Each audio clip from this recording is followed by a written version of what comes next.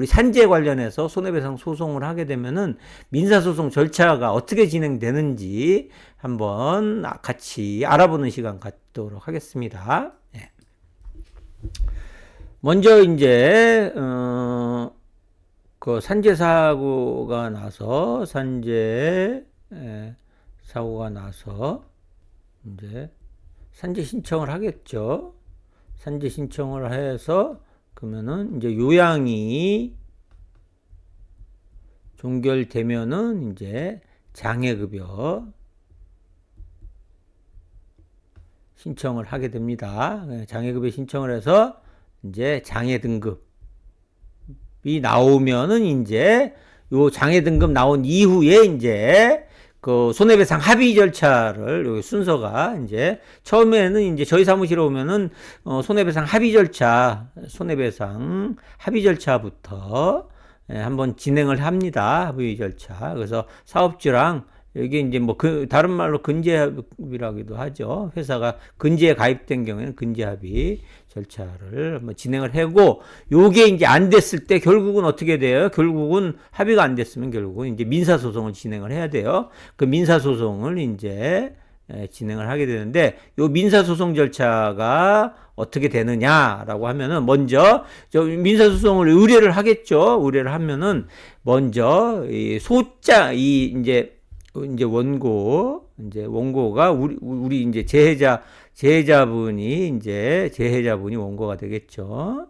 제해자분이 이제 원고가 되겠죠. 그러면은 요 원고를 대신해서 이제 변호사가 이제 그 소송을 진행합니다. 그래서 요 측을 이제 원고 측이라고 해요. 그냥 원고 측. 네. 그래서 원고 측에서 먼저 법원에 소장이란 걸 냅니다. 민사소송 소장. 그래서 손해배상 소장을 냅니다. 그래서 이 소장을 낼 때는 최초 소가. 그래서 최초 소가라는 건 뭐냐, 청구 금액이죠. 청구 금액을, 최초 소장을 낼 때는 청구 금액을 3천만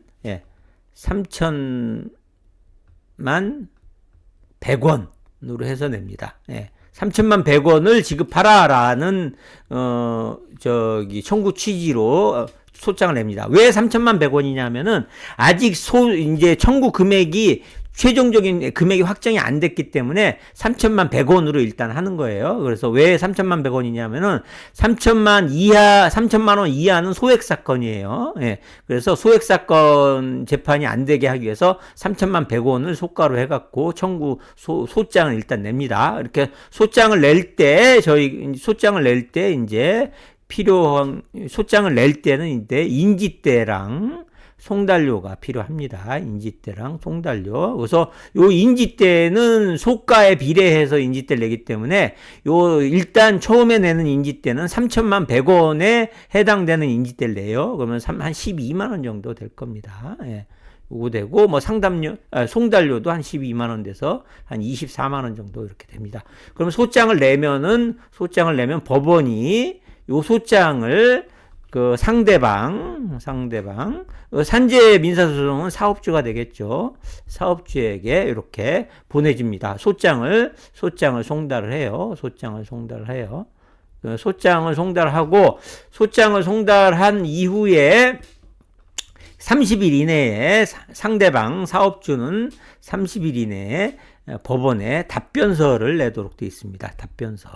그래서 답변서를 30일 이내에 30일, 요 송달 받은 날로부터 30일 이내에 답변서를 내도록 돼 있고, 이렇게 법원에서 이제 상대방이 답변서를 내면은 또 요 답변서 내용은 여러 가지 다투는 내용으로 답변서를 내죠. 그러면 법원에서는 요 보내준 답변서를 이제 원고 측으로 다시 이렇게 보내줍니다. 요런 상태가 된 상태에서 이제 소장을 냈죠, 처음에. 두 번째는 이제는 손해배상 소송에서는 신체감정 신청서를 냅니다. 신체감정 신청을 합니다. 법원에 이렇게 신체감정 신청을 해요. 그러면 신체감정 신청을 하면은 법원에서 요 신체감정 신청에 따라서 병원으로 신체감정병원을 지정을 합니다. 신체감정병원을 지정을 해서 그 병원이 신체감정을 하겠다라고 통지를 하면은 저희한테 연락이 와요. 그러면은 병원에서 연락이 오면은 원고가 신체감정 신청에 따라서 병원으로 가서 신체 감정을 받아요. 신체 감정을 받습니다. 이게 이제 세 번째 절차. 신체 감정이 받으면 신체 감정 받은 이후에 병원에서 신체 감정에 따라서 감정서를 이제 제출합니다. 그 감정서를 제출해요.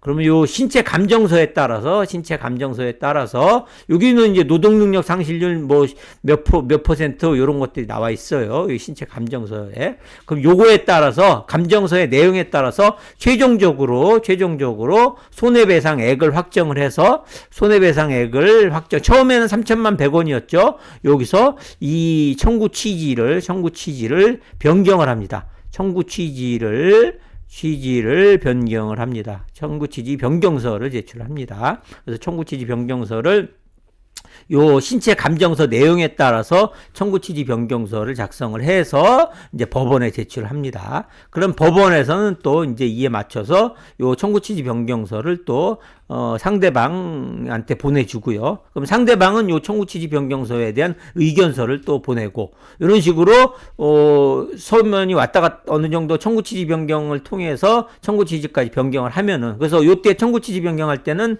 소가는 최초 소가 3천만 100원이었는데 만약에 이제 노동력 상실률에 따라서 6천만 원이 나왔다. 그럼 6천만 원을 변경을 하고, 요때 이제 추가적인 인지대를 더 내요. 그래서 3천만 100원 할 때 한 12만 원 인지대를 냈잖아요. 그러니까는 6천만 원이 됐으니까 3천만 원에 해당되는 인지대 빼고 나머지 3천만 원에 대한 인지대 12만 원은 이제 추가적으로 요때 더 내게 됩니다. 이런 식으로 해서 청구 취지 변경하고 그에 맞춰서 상대방이 청구 취지에 대한 이제 반대 준비 서면하고 했을 때 어느 정도 됐다 하면은 법원에서 이제 변론 기일을 열어요. 그래서 이제 변론 기일을 열고, 그러니까 재판을 여는 거죠. 이제 어느 정도 청구 취지 변경까지 되면은. 그래서 재판을 연 상태에서 법원에서 이제 어느 정도 정리가 됐다 그러면은 그 한 달 변론 기일 열고 한 1개월 정도 지나고 난 다음에